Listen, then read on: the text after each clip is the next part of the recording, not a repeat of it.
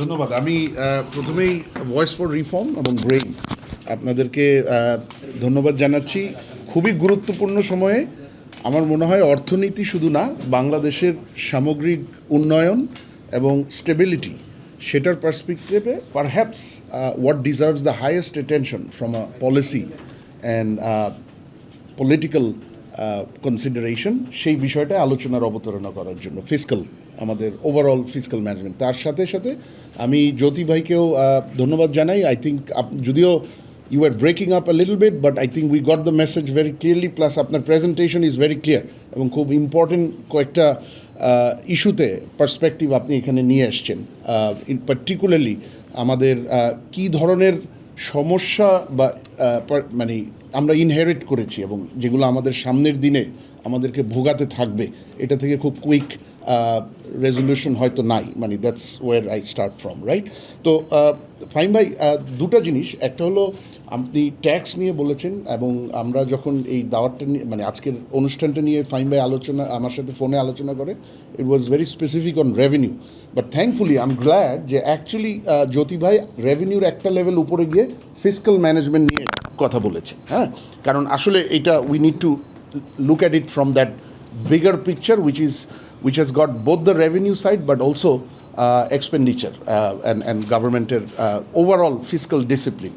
তো আমি দেখি যে বাংলাদেশে আগামী সরকার তিনটা ফিসকাল, আমাদের যে ওভারঅল আর্থিক ব্যবস্থাপনা রাষ্ট্রের ফিসকাল ম্যানেজমেন্ট, সেখানে তিনটা বড় ইস্যু নিয়ে দায়িত্ব নিতে যাচ্ছে। একটা হলো ডেট, আমাদের যে ডেট সাস্টেইনেবিলিটি, আমাদের ঋণের যে সাস্টেইনেবিলিটি। দ্বিতীয়, আমাদের রেভিনিউ, ওভারঅল রাজস্ব রেভিনিউর অবস্থা। আর তৃতীয়ত আরেকটা জায়গা আছে যেটা development expenditure, overall public expenditure, সেটার সাথে জড়িত, পার্টিকুলারলি যেই জায়গাটায় বড়, পাবলিক ইনভেস্টমেন্ট ম্যানেজমেন্ট, হ্যাঁ, সরকারি বিনিয়োগ ব্যবস্থাপনা। তো কেন আমি বলছি, 2 মিনিট আমি একটু ব্যয় করি যে কেন এগুলা issues, why are the valid issues. আমার মনে হয় ঋণের দিক থেকে বাংলাদেশ যে একটা শুধু টিকিং টাইম বম না, মানে সেই টাইম বমের একটা অংশ যে অলরেডি মানে এক্সপ্লোশনের প্রসেসে আছে, আমার মনে হয় এটা নিয়ে নতুন করে আর আলোচনার দরকার নেই। If I just give you some number, 2025-এ বাংলাদেশের, আমি এক্সটার্নাল ডেটটাতে একটু ফোকাস করি বিকজ সেই জায়গায় প্রবলেমটা বা রিস্কটা বেশি। $113 বিলিয়ন আমাদের টোটাল এক্সটার্নাল ডেট বাংলাদেশের। এর মধ্যে পাবলিক ডেট 4/5, মানে অ্যাবাউট $93 বিলিয়ন। এখন যে কোনো দেশের তো পাবলিক ডেট, ফরেন ডেট থাকবেই, এটাতে তো অবাক হওয়ার কিছু নাই, খারাপ মানে একেবারে থাকলেই খারাপ হওয়ার কিছু নাই। কিন্তু যেটা প্রবলেম, এটাকে অল্প সময়ের মধ্যে 2017-18 থেকে 24-এর মধ্যে যেই এক্সেসিভ রেটে বাড়ানো হয়েছে এবং যেই কারণগুলোতে এই রেট ডেটগুলো নেওয়া হয়েছে, সেই জায়গাতে সমস্যা। এক্সেসিভ রেটটা বোঝানোর জন্য আপনাদের একটু বলি, 2025-এর মার্চ পর্যন্ত, কারেন্ট ফিসকাল ইয়ারে, লাস্ট ইয়ারে আমি বলছি, লাস্ট ইয়ারে 24-25 ফিসকাল ইয়ার যেটা, সেখানে তার আগের ফিসকালের তুলনায় 23% এক্সটার্নাল ইন্টারেস্ট পেমেন্ট ইনক্রিজ করেছে। 23% এক বছরে। But that's not all, it's pretty bad 23% এক বছরে হলে। কিন্তু if you compare it over time, fiscal year 2021-এর তুলনায় ফিসকাল 25-এ 246% ইনক্রিজ করেছে। So that is absolutely horrifying, কারণ এই ডেটগুলা একটা হলো যে পে করতে হবে, আরেকটা হলো আমার সেটার জন্য ফরেন কারেন্সি আমার মোবিলাইজ, বা আমি যে খুব কষ্ট করে এক্সপোর্টস, রেমিটেন্সেস, পারহ্যাপস মিগার এফডিআই না ধরলেই চলে, অ্যান্ড দেন ফার্দার বাজেট সাপোর্টে আমি লোন নিচ্ছি ফরেন, সেগুলোর কিন্তু একটা বড় অংশ আমার চলে যাচ্ছে এটার জন্য। And this is not all, এটা সামনের দিনটায় আর একটু বাড়তে যাচ্ছে, কারণ আমাদের ডেট অ্যাকিউমুলেট করে গেছে, পুঞ্জীভূত হয়ে গেছে। সো দ্যাট ইজ আমার ডেট সাস্টেইনেবিলিটি। আর যদি আমি ওভারঅল ডেট বলি, আমার এক্সটার্নাল ডেট টু জিডিপি 11% ছিল 2019-20 অর্থ বছরে, সেটা 24-এর মধ্যে, ফিসকাল ইয়ার 24, যেখানে পূর্বের পতিত সরকার শেষ করেছে, সেখানে এটা অলরেডি 16%-এ চলে গেছে। এর বাইরে কিন্তু আরেকটা বড় জায়গা আছে যেটা এই ডেটের ট্রান্সপারেন্সিতে একটা বড় ভূমিকা রাখে। এই যে 16%, এর বাইরে কিন্তু আছে স্টেট গ্যারান্টিজ, সভরেন গ্যারান্টিজ। আমার যখন স্টেট ওন এন্টারপ্রাইজেস, বাট আরেকটা আছে স্ট্যাটুটরি অ্যাকাউন্টিং অর্গানাইজেশনস, সরকারি মন্ত্রণালয়, ডিপার্টমেন্ট, এজেন্সির বাইরে দুই রকম আছে, state owned enterprises and SAOs, statutory accounting organisation. এরা যে লোন নিচ্ছে বিদেশ থেকে, সেখানে স্টেট গ্যারান্টি যেটা যায়, সে কন্টিনজেন্ট লাইবিলিটি, এবং সেটা কিন্তু আমাদের সরকারের বা পাবলিক আমাদের রাষ্ট্রের লাইবিলিটির মধ্যে চলে আসছে। দ্বিতীয় যেটা আমি বললাম যে আমার এটার সাথে আমি একটু যদি বলে দিই, পাবলিক ইনভেস্টমেন্ট রেভিনিউটা বড়, এই জন্য একটু পরে আসি। পাবলিক ইনভেস্টমেন্ট ম্যানেজমেন্ট, যেখানে আমার বাজেটের একটা অংশ আপনি জানেন যে রিকারেন্ট বাজেট, যেটা সরকারের ব্যয়, বেতন ভাতা এগুলোতে যায়, কিন্তু আমার বড় বাজেটটা হলো অ্যানুয়াল ডেভেলপমেন্ট এক্সপেন্ডিচারের, ঠিক আছে? এই ডেভেলপমেন্ট এক্সপেন্ডিচারটা পুরোটাই সরকারি বিনিয়োগ ব্যবস্থাপনার সাথে জড়িত, পাবলিক ইনভেস্টমেন্ট। সেইখানে মেজর প্রবলেম আছে, যেটা গিয়ে আবার মানে চাপ ফেলে হচ্ছে ফার্দার ডেট রিকোয়ারমেন্টে, এবং যেটা চাপ ফেলে আমার যে রেভিনিউ, যেটা যথাসামান্যই আমি কালেক্ট করি, সেটার প্রপার ইউটিলাইজেশনে, কারণ সেখানে লিকেজ আছে, ইনএফিসিয়েন্সিজ আছে। এবং কয়েকটা যদি আমি উদাহরণ দিই, আমার প্রাতিষ্ঠানিক যে ইনস্টিটিউশনাল অ্যারেঞ্জমেন্ট, এই পাবলিক ইনভেস্টমেন্ট ম্যানেজমেন্ট, সেখানে একটা বড় ফ্র্যাগমেন্টেশন আছে। যেমন আপনার এখানে দুইটা মন্ত্রণালয় যেই ধরনের বাজেটই হোক, মানে স্বাস্থ্য, শিক্ষা, রোডস, সিকিউরিটি, হেলথ, দুটা মিনিস্ট্রি কমন, ফাইন্যান্স মিনিস্ট্রি যেখানে ফাইন্যান্স ডিভিশন তারা বাজেট অ্যালোকেশন করে, আর হলো প্ল্যানিং মিনিস্ট্রি যারা এটার ওভারঅল প্ল্যানিং কোঅর্ডিনেশনটা করে, and then comes the sectoral ministry, ধরেন এলজিআরডি আসলো, বা এডুকেশন মিনিস্ট্রি বা কমার্স মিনিস্ট্রি। এই তিনটা জায়গায় কোঅর্ডিনেশন একেবারে নাই বললেই চলে।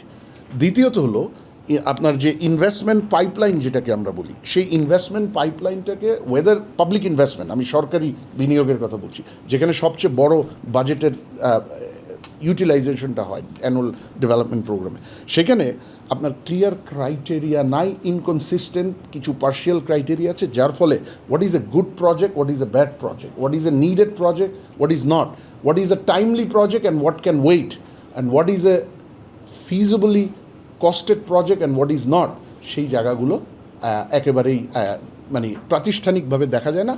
আগের সরকারের সময় তো রাজনৈতিক হস্তক্ষেপ ছিল, সেটাতে ক্রাইটেরিয়া থাকলেও হয়তো সেটা ভেঙে ফেলতো, কিন্তু এখনও সেই ক্রাইটেরিয়াটা নাই। সুতরাং আগামী সরকার কিন্তু সেই জায়গাটায় এসে পড়বে। আর ইভেন প্রজেক্ট, সরকারি প্রকল্প ব্যবস্থাপনা, যেখানে পাবলিক এক্সপেন্ডিচারের যে নিডটা, এখানে কখনো লাইফ সাইকেল কস্ট দেখা হয় না, অপারেশনস অ্যান্ড ম্যানেজমেন্ট, ওএনএম যেটাকে বলি, ওভারঅল আদার লাইফ সাইকেল কস্ট, যার ফলে হয় কি, প্রজেক্ট একটা টাকা দেয়, হ্যান্ড ওভার হয়ে যায়, দেন প্রজেক্টস বা যে কাজটা করা হয়, সেটা ব্রিজ হতে পারে, স্কুল হতে পারে, হসপিটাল হতে পারে, পাবলিক সিকিউরিটি হতে পারে, বা গ্রোথ সাপোর্টিং ইনফ্রাস্ট্রাকচার হতে পারে, সেটা খোরাতে থাকে। খোরাতে যখন থাকে তখন দেখা যায় যে 15-20 বছরের আগে ওখানে কোনো হয়তো ইনফ্রাস্ট্রাকচার হলে ফার্দার ইনভেস্টমেন্ট দরকার হতো না, 2 বছর পরেই আবার নতুন পাবলিক এক্সপেন্ডিচার সেটার জন্য প্রয়োজন হয়ে যেতে পারে। সো পিআইএম। ফাইনালি 3 নাম্বার জিনিস, রেভিনিউ। এটা কেন খারাপ, স্নেহাশিস চমৎকারভাবে বলেছে, আমি শিওর অন্যরা বলবে, আমি জাস্ট 2-3টে উদাহরণ দিই। I think tax GDP ratio তো লোয়েস্ট, এটার বললে লাভ নাই, বাট মানে এটা I think well known, but let me give you some more specifics. আমার ভ্যাটের কথা স্নেহাশিস বলেছে ভেরি অ্যাপলি, আমি ইনকাম ট্যাক্সের কথা বলি, ডিরেক্ট ট্যাক্সেসে আমার টিআইএন আছে 10 মিলিয়নের একটু উপরে, 12 মিলিয়ন। রিটার্ন দেয় অনলি, রিটার্ন সাবমিট করে অনলি অ্যাবাউট 45 লাখ, 1,20,00,000-এর মধ্যে। জিরো ইনকাম ট্যাক্স সবাই দেয় না, আমি জাস্ট সেইং রিটার্ন দেয়। সো এই 45 লাখের মতো যারা রিটার্ন দেয়, এর মধ্যে ট্যাক্স পে করে লেস দেন 30 লক্ষ। সো 1,20,00,000-এর মধ্যে তার মানে 4 ভাগের 1 ভাগ আমাকে ট্যাক্স দিচ্ছে যারা টিআইএন হোল্ডার, এবং যারা রিটার্ন দিচ্ছে তাদের অর্ধেকের কাছাকাছি বা একটু বেশি আমাকে ট্যাক্স দিচ্ছে। তার সাথে সাথে যদি আমি আরও কয়েকটা জায়গাতে আসি, আমার এখন আমি ট্যাক্সের স্পেসিফিক্স নিটিগ্রিটিতে ঢুকতে চাই না, কারণ কোথায় কত রেট হলে কত ভালো বা প্রসিজিওরটা কীরকম হলে ভালো, সেটা চার্টার্ড অ্যাকাউন্টেন্টসরা সবচাইতে ভালো জানে, আমাদের চেয়েও ভালো। আমি 3টা কৌশলগত বিষয়ে যেতে চাই, যে ট্যাক্সের পৃথিবী জুড়ে if you need to manage your tax better, you need chartered accountant. এখন আমি 4টা মাদার অফ অল প্রবলেমস দেখি ট্যাক্সে, কিন্তু সলিউশনও বলতে হবে। না, সলিউশন বলছি, এগুলোর সাথেই আমি আসছি। প্রথম কথা হলো, আমাদের যে ট্যাক্স টার্গেটটা ডিটারমিন করা হয়, সেই জায়গায় 2টা বড় প্রবলেম আছে হিস্টোরিক্যাল। সেটা গত 15 বছরে অনেক বেড়ে গেছে, কিন্তু এই প্রবলেমগুলো গত 30-40 বছর ধরে আছে। ট্যাক্স ট্যাক্স টার্গেট যখন ফিক্স করা হয় তখন এইটা খুবই নামে মাত্র systematic tools analysis evidence based data ইকোনমির গতি প্রকৃতি আগামী 1 বছর 2 বছর 3 বছর অর্থনীতি কিভাবে কাজ করবে ট্যাক্স ড্রাইভারগুলো কিভাবে কাজ করবে সোর্সেস প্রাইভেট সেক্টর কীভাবে যেটা ট্যাক্স সবচাইতে বেশি দেয় প্রাইভেট সেক্টর কিভাবে কাজ করবে এমপ্লয়মেন্ট কোন দিকে যাবে ফর্মাল এমপ্লয়মেন্ট কোন দিকে যাবে এগুলো ভিত্তি করে যে ট্যাক্স টার্গেটিং করতে হয় এটা বাংলাদেশে কখনোই করা হয় না এবং এইটার যে basic tools and systematic capacity সেটাও নাই আমি যখন বিশ্ব ব্যাংকে ছিলাম আমার মনে আছে 2012, 13, 14 ওই 3টা বছর আমরা যথেষ্ট চেষ্টা করেছিলাম তৎকালীন finance ministry and NBR leadership তাদেরকে বোঝানোর জন্য এই ইনস্টিটিউশনাল ক্যাপাসিটিটা ডেভেলপ করার জন্য কিন্তু কোনো দিনই আমরা সেটাতে সাকসেসফুল হয়নি প্রথম প্রবলেম কারণ ট্যাক্স টার্গেট যদি ঠিক না থাকে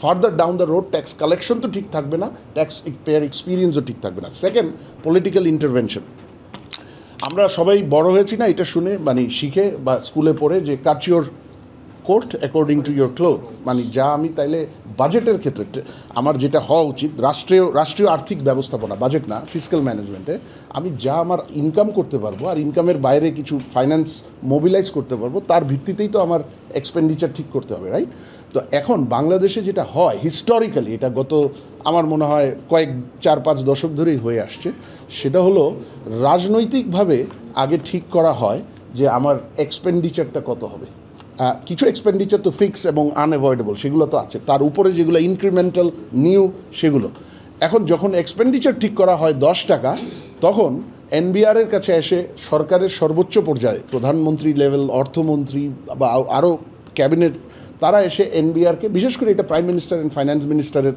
মানে তাদের conversation with NBR and IRD এখন পর্যন্ত তো আইআরডি আছে এই জন্য আমি বললাম তো সেখানে বলা হয় যে আমাকে 8 টাকা দিতে হবে এই বছর আর 2 টাকা আমি পাবলিক ফাইন্যান্স ডেটের মাধ্যমে ম্যানেজ করবো এনবিআর যদি বলে যে আমার তো গত বছর 5 টাকার কালেকশন ছিল সব কিছু মিলে আমি হয়তো 5.5-6 যেতে পারবো এই কনভারসেশনটা কখনো হয় না কারণ এনবিআর কখনো সাহস করে এই কথাটা বলে না কারণ প্রাইম মিনিস্টার অ্যান্ড ফাইন্যান্স মিনিস্টারের লেভেল থেকে যখন পলিটিক্যাল প্রায়োরিটি ধরিয়ে দেওয়া হয় নন নেগোশিয়েবল এক্সপেন্ডিচার প্রজেক্টস এগুলো ধরিয়ে দেওয়া হয় কোনো আমার মনে হয় ট্যাক্স অথরিটি বা রেভিনিউ অথরিটির প্রধানের সেই হিস্টোরিক্যালি কখনো তারা এই জিনিসটা পুশব্যাক করার মতো বাংলাদেশের সেই বাস্তবতাটা কখনোই ছিল না রাজনৈতিক বা প্রাতিষ্ঠানিক বা অ্যাডমিনিস্ট্রেটিভ সো সেকেন্ড জিনিসটা হয়ে যায় যখন এই মানে পলিটিক্যালি ড্রিভেন পলিটিক্স তো একটা রোল প্লে করবে কারণ politics has a direct role in development কী হবে ডেভেলপমেন্ট এক্সপেন্ডিচারের প্রায়োরিটি কী হবে কিন্তু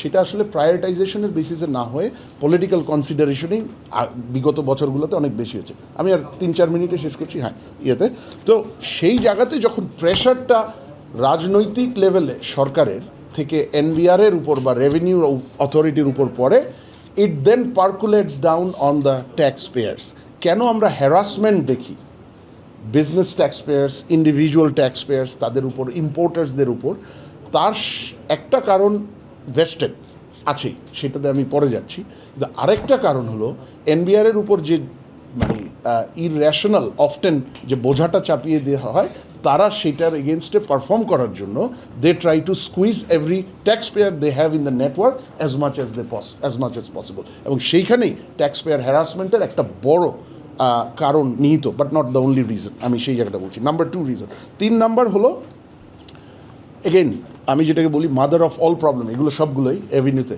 ডিসক্রেশনারি authority of revenue officials uncontrolled unchecked excessive কিছুটা ডিসক্রেশনারি অথরিটি ট্যাক্স অফিসিয়ালসদের থাকতেই হয় পৃথিবী জুড়ে এটাই নিয়ম কিন্তু বাংলাদেশে আপনি যদি দেখেন প্রয়োজনের তুলনায় স্ট্যান্ডার্ড গ্লোবাল বেস্ট প্র্যাকটিসের তুলনায় রেশনালের তুলনায় ডিসক্রেশনারি অথরিটি এক্সেসিভ আপনি যত ডকুমেন্টই দেন যত রেশনাল ইনফরমেশন যত ইভেশন যদি নাও হয় পিতুল ভাই প্রপার ইনফরমেশন পার্টিকুলারলি মাল্টিন্যাশনালস বা ধরেন এথিক্যালি নোন যে বিজনেসেস অথবা ইন্ডিভিজুয়াল ট্যাক্স পেয়ার্স যারা individual formal source of income আছে tax officers customs officer VAT officer তারা যে কোনো কিছু ডিনাই করতে পারে যে কোনো কিছু অ্যাডমিসিবিলিটি বোধহয় টার্মটা বলে ওরা সেখান থেকে বাদ দিয়ে দিতে পারে and then they can impose as per their will এই ডিসক্রেশনারি অথরিটি যতদিন না যাবে, যত আইনি আমরা বদলাই, যতবারই বদলাই,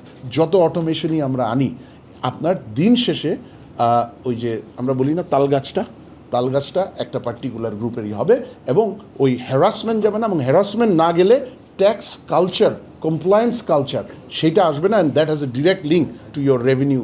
কারণ বেঁধে ধরে জোর করে আপনি ট্যাক্স আদায় একটা লেভেলের বেশি উঠাতে পারবেন না। You have to develop voluntary tax compliance and tax compliance culture. সেই জায়গাটায় ডিসক্রেশনারি অথরিটি একটা বড় প্রবলেম।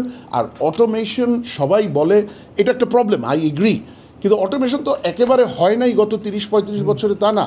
অ্যাকচুয়ালি ফার্স্ট অটোমেশন এসেছিল এনবিআরে, আমার যতটুকু মনে পড়ে, প্রধানমন্ত্রী former prime minister Begum Khaleda জিয়ার 91-এর সময়ে যখন কাস্টমসে অ্যাসিকুডা সিস্টেম ইন্ট্রোডিউস করা হয়েছিল, তখন ভিএটি ল, বাংলাদেশ ভিএটি রেজিমও তখন ইন্ট্রোডিউস করেছিল, বাট অটোমেশনে ASYCUDA was probably the first breakthrough in the revenue system in Bangladesh.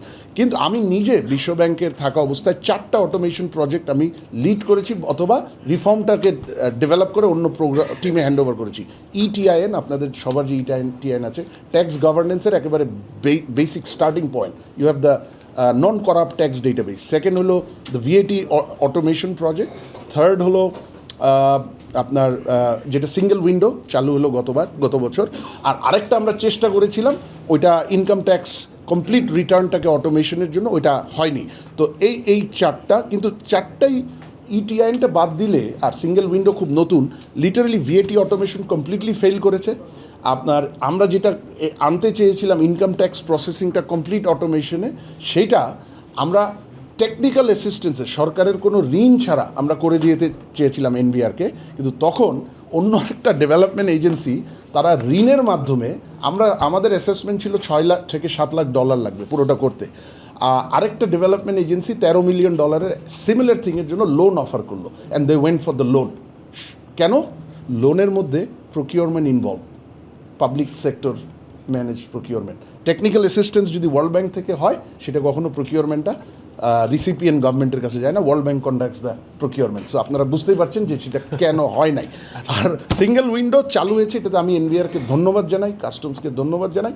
But আমি যেটা ব্যক্তিগতভাবে জানি, যদি আমি তখন বিশ্বব্যাংক ছেড়ে এসেছি, 2021-এ ইমপ্লিমেন্টেশনের প্রথম দিকে এইটার যে টোটাল ব্যাপ্তি, এটাকে কম্প্রোমাইজ করে ফেলা হয়েছে, এটাকে স্কুইজ করে ফেলা হয়েছে। সো ন্যাশনাল সিঙ্গেল উইন্ডো চালু হয়েছে, খুব ভালো কথা, কিন্তু অরিজিনাল ডিজাইনে ফেরত যেতে হবে, নাহলে ন্যাশনাল সিঙ্গেল উইন্ডোর যে মানে রিয়েল ইম্প্যাক্ট, এত দারুণ একটা জিনিস এনবিআর শুরু করেছে on behalf of government of Bangladesh, 38টা মন্ত্রণালয় এবং এজেন্সি জড়িত আছে, এইটার ফুল বেনিফিটটা আমরা পাবো না। সুতরাং political economy of automation and political economy of reforms in NBR, সেটাকে খুব ভালোভাবে যদি অ্যানালাইজ না করে এখানে নতুন প্রজেক্ট, নতুন রিফর্মসে যাওয়া হয়, মোস্ট উইল ফেল। তো সেই জায়গায় ওই কোশ্চেনের আনসার দেন নাই। আচ্ছা, এখন আমি এটা দিয়ে শেষ করে দিই, যেহেতু 15 মিনিট আমরা এগ্রি করেছিলাম। সেটা হলো যে এই যে রেভিনিউ পলিসি এবং রেভিনিউ ম্যানেজমেন্ট সেপারেশনটা হয়েছে, ইট ওয়াজ এ মাচ নিডেড ওয়ান। কেননা এটা অনেক বছর ধরে বলা হচ্ছিল যে রেভিনিউ মানে ট্যাক্স পলিসি, মানে যে নীতি করবে যে কে কীভাবে কত ট্যাক্স দিবে,